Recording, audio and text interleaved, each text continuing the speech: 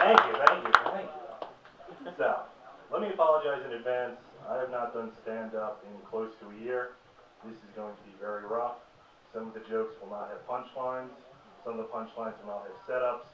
Some of the bits won't have any sort of joke. There will be nonsensical words that I find common. Fluff or another.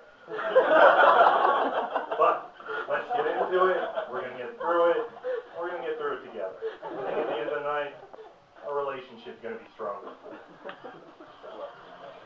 I hate the fact that being socially awkward has become a bragging right for certain people. Certain people just stand around talking about them being the most socially awkward individual in the world, as if that's what actual social awkwardness is, okay? I hate it. If one more person tells me how socially awkward they are, I am going to politely agree with them. Find a safe topic to continue the conversation. Thank them for a delightful evening. Go home and just have a huge imaginary argument with them in the shower.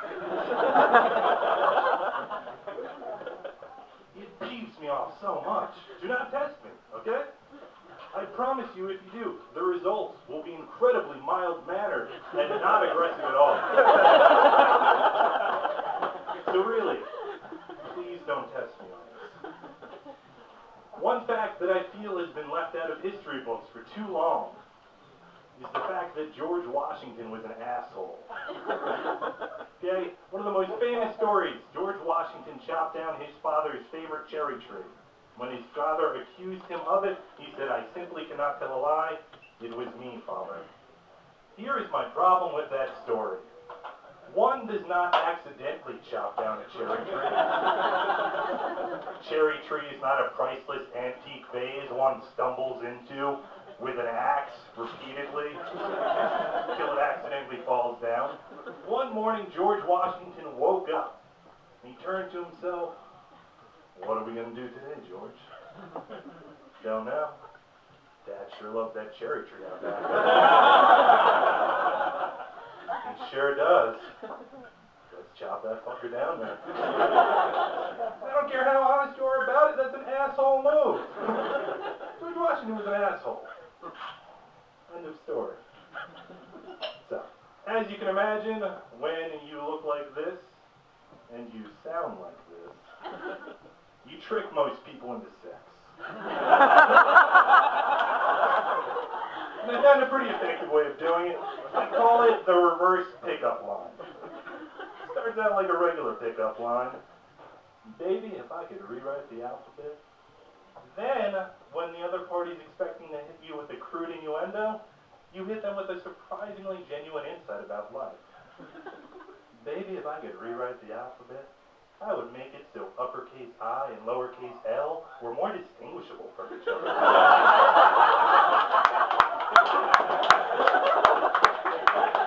The word ill is very confusing.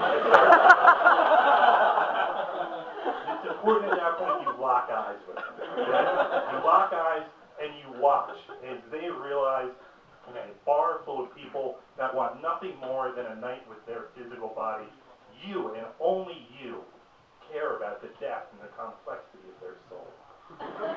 And it's important to lock eyes at that point because while that's happening, your hand goes to the drink.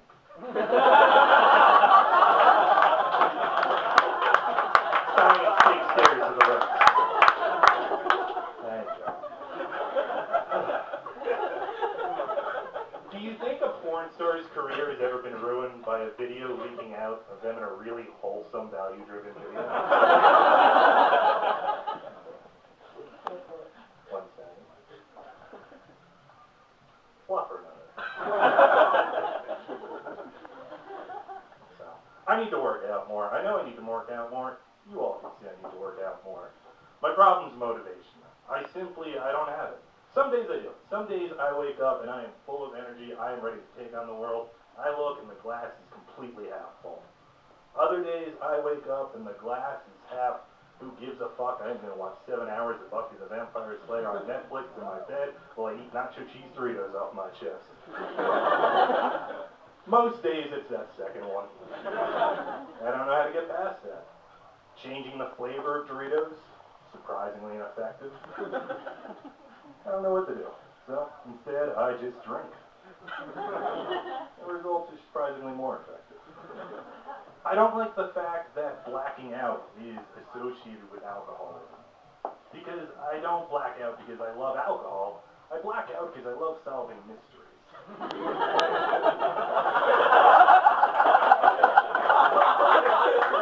I don't chug Jack because I like Jack. I chug Jack because it's the closest real-world equivalent of hitting the I'm feeling lucky button on Google. Don't know where it's going, but I want to find out.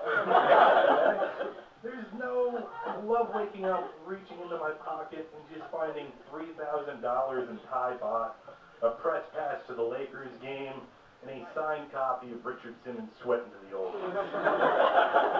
Don't know what I did, but I do know it's going to be a wonderful afternoon with Scooby in the game. And let's be honest, is there a more satisfying feeling than waking up, finding out that some kind-hearted soul took that extra kidney you've been lugging around? Quickest way I know to lose 3 pounds. Let's close this out. Let's talk about fetishes. Okay? I hate the word fetishes.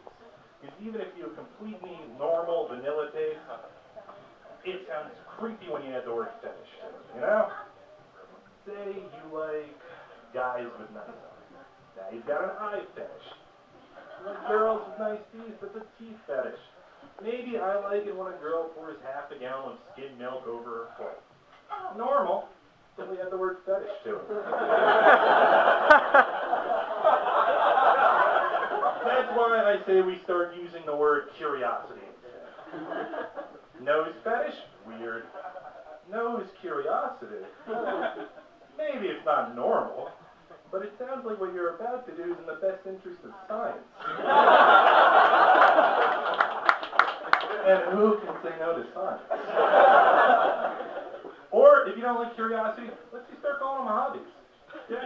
Not only does hobby make the most sexually depraved act sound fun and whimsical, it helps you easily explain the fun and time you spend on it. If someone can spend thousands of dollars on a baseball hobby, why can't you do the same for a leather hobby?